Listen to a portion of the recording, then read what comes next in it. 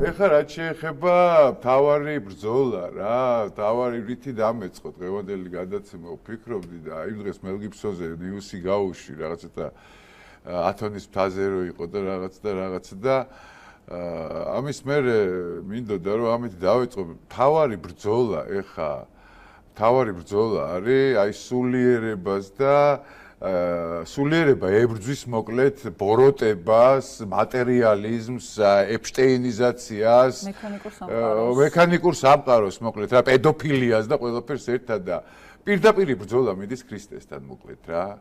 ჩემთვის ეს ბრძოლა ვერანაირად ვერ იქნება პოლიტიკური ბრძოლა და როგორ გითხრათ რა, ეს არის ჩემთვის აი სახარებასთან ბრძოლა რა.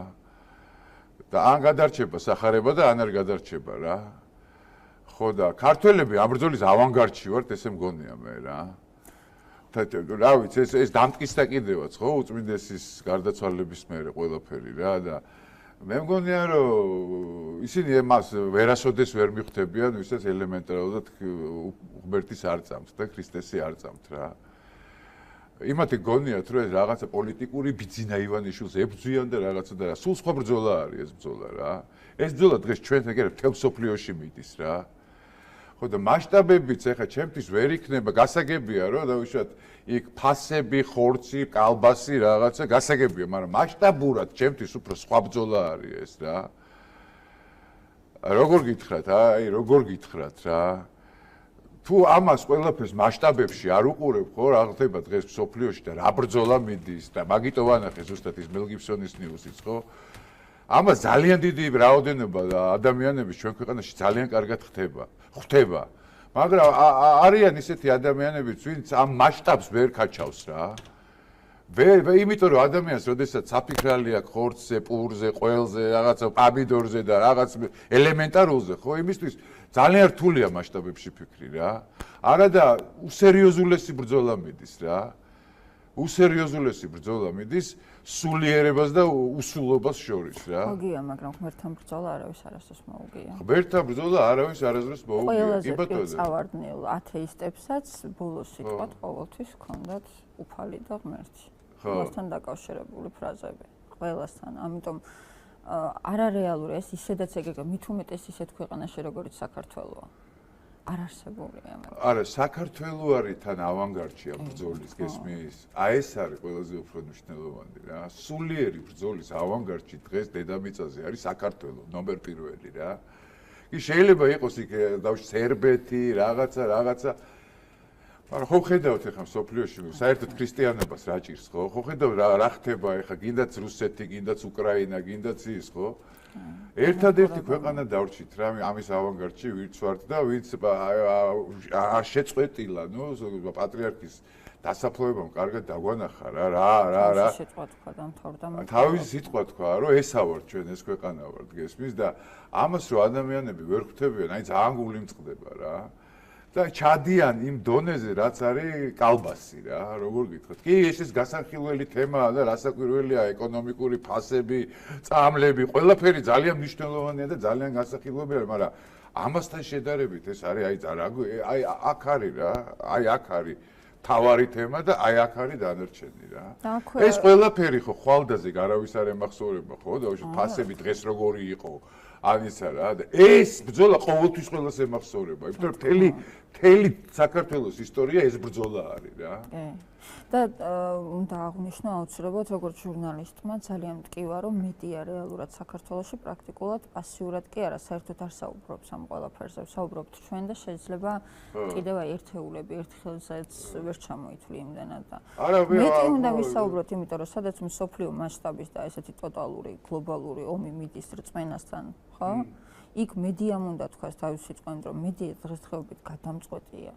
მედია დღესდღეობით გადამწყვეტ დიდ როლს თამაშობს კი ეს არის. ხო და მაგას გეუბნები ლიზა რა, აი რას ვიძახი, იცი რომ იმ დღეს მელ გიბსონის კინო რო გავუში ხო, კომენტარებში ეწერა, ცოტა იყო ეგეთი კომენტარი, მაგრამ ეწერა რომ რა დროს მელ გიბსონია კალბასზე ილაპარაკენ, პირობითად კალბას ვიძახი რა და აი როგორ არ უნდა უთხრა ამ კაცს. რა არის უბრალოდ უნდა ჩემი აზრით უბრალოდ უნდა ვილაპარაკოთ მეტი იმაზე რომ ღმერთის სიყვარულია და სხვა ყველაფერი ძალიან წარმავალია. ძალიან იაფია სხვა ყველაფერი რა. ხო, ნუ მასშტაბურად უნდა დაიწყოს რა იმ ადამიანებმა. უნდა ძნელია მესმის ჩვენ სულ საუბრობ. ხო. აუცილებელია ეს საზოგადოებაში ამის გაშვება, იმიტომ რომ იცი რა არის, მე ვთქვი ერთხელ და უბრალოდ არაერთხელ მithქვამს, მაგრამ ამ კონტექსტში ახლა მეორედ ვამბობ, რომ ადამიანები ძალიან გულმავიწყდები არიან. იცი რა არის, რაღაცა ყოველდღიურობაში რო იკარგება ადამიანი, სათხაც ავიწყდება. აი ამ მომენტში უნდა ვიყოთ ჩვენ რომ ჰოპ და წამოვეცი. ანუ ეს იმაზე მეტყველებს რომ რაღაც კატეგორია ადამიანების და არც ვამტყუნებ ამაში არის რომ იმდენად არიან აი ყოველდღიური ყოფით, გესმის, აი იქ ბავშვს რა უყიდოთ, იქ რა ჩააცვან, იქ რო გესმის, აი ამ სიტუაციაში კიდევ უფრო ძნელია ამაზე მასშტაბებზე დაფიქრება, რასთან აქვს საქმე, გესმის? და იმის წარმოდგენა ხო საერთოდ რომ როგორ გვიფარავს, ეგეც გვავიწყდება. რაღაც ისეთი რაღაცები ხდება ხოლმე ადამიანების ცხოვრებაში, ახ ჩემ პირად ჩემ ცხოვრებაში ძალიან ბევრი სასწაული მომხდარა და ერთ კვირაში, ორ კვირაში ამ სასწაულის მერე დამჯდარ ვარ და დავფიქრებო, რომ ხო, აი ახლა იმ დღეს ვილაპარაკობდი, რომ აი სიკეთე და ბოროტება არის მეთქი დედამიწაზე საერთოდ, რომ აი ისე არის გადაზელილი ერთმანეთში, ხო? ბოროტებაში შეიძლება რაღაც დონის სიკეთე იყოს, სიკეთეში რაღაც დონის ბოროტება იყოს. აი გადაჯაჭული, აი ერთპიროვნულად სიკეთე და ერთპიროვნულად ბოროტება ხო არ არსებობს არა? აი ისე არის გადაზელილი ეს ყველაფერი რა. რო ხო ხედავ რა მხელა განკითხვებში ვარ ჩავარდნილი რა. მთელი ისა რა. ერი პრინციპი რა. ძალიან რთული სურათია, მაგრამ მჯერა რომ ქართველი არასოდეს არ მიატოვებს და არასოდეს არ აქცევს ზურგს ღმერთს და ეგ არის თავარი. ეგ არის ყველაზე უფრო მთავარი, იმიტომ რომ საუკუნეებმა გვაჩვენა ეს, რომ არასოდეს ქრისტეს არ გვალატობთ რა. ეს არის ყველაზე უფრო მთავარი. და კიდე კაცმა არ იცის, ვინ რა გადაწყვეტილებებს მიიღებს და ვინ როგორ წავა ამ ქვეყნიდან რა. დაუშვათ იგივე ათეისტი ხვალ როგორი იქნება და იგივე მორწმუნე ხვალ როგორი იქნება რა. ათეისტების მე არ მჯერა. მე მგონია რომ ეს ათეისტები არიან ადამიანები, რომლებიც უბრალოდ რაღაც თავის შეიძლება ზოგი შემთხვევაში ძალიან ელემენტარულ ცუდ თვისებებს აპრავებენ იმით, რომ მე ათეისტი ვარ და არ მწვავ. ხო, მაგრამ ათეისტიც ხვალ ათეისტიც რა ხდება ავად. ათეისტიც ხო უკვდება ვიღაცა. ათეისტსაც რა დაფიქრდება. რაღაცაზე ადრე თუ გვიან გესმის და ისინი ეს არის რა იცი, ეს ათეისტი ჩემ პერსონალურად აზრით არ არსებობს. უბრალოდ ეს არიან ადამიანები, რომლებიც გაურბიან პასუხისმგებლობას ღმერთთან. ხო. იმითი რომ ამბობენ რომ ემისი არ მჯერა. გულის სიღრმეში ყველას ჯერა. არა, იმიტომ რომ ეხა არ შეიძლება ეხა უახლოეს ადამიანს ასაფლავებდე, მიწაში ჩაიხედო. და ღმერთს აღსამდეს. გესმის, მიწაში ჩაიხედო ელემენტარულად. აი ეს ყველაფერი გაანალიზო რაღაცა რომ ეს არის ხო ჩვენი ცხოვრება, ხო? არავინ ეხა ვინც დაბადებულა, აქამდე ყველა წასულა, ხო? და შენი გზაც ეს არის, ყველას გზა ეს არის რა რა. ის ათეისტიც რომ იხედება, ხო, იძახის რომ როდისმე შევხვდები ამას ამ ჩემს საყვარელ ადამიანს. დამთავრებულია უკვე აღიარება რომ არ არის ათეისტი. გესმის? ხო ფიქრობს რაღაცაზე რა. მარტო მაგას? ძრამდენ დარწმუნებული. არ მწამს საერთოდ რომ ნუ ეხლა მე საქართველოზე ვისაუბრებ, მოდი და ქართველზე ვისაუბრებ, სხვაგან არ მაინტერესებს. მე არ მწამს რომ არსებობს ქართველი რომელიც ათეისტია. არ მწამს გულის სიღრმეში. გულის არც მე. ყველაზე ბოროტ მოქმედიდან დაწყება. არც მე არ. სადღაც მას ძალიან გიშინია.